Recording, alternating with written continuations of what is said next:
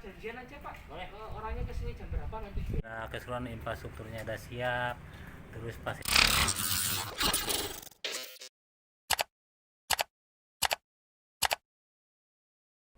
Apa ya Pak? Ya.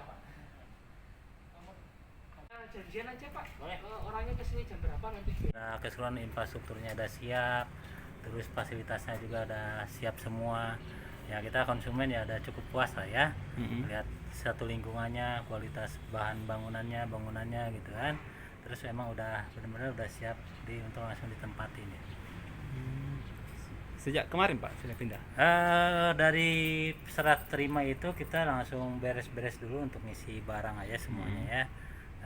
Tapi kalau penempatan nanti kalau udah beres, AC dipasang, udah kita langsung masuk sini.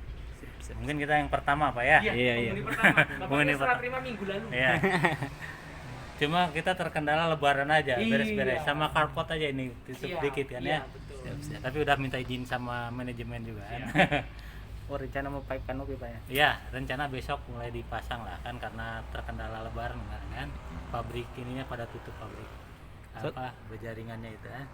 Satu keluarga Pak nanti di sini tinggal. Satu keluarga.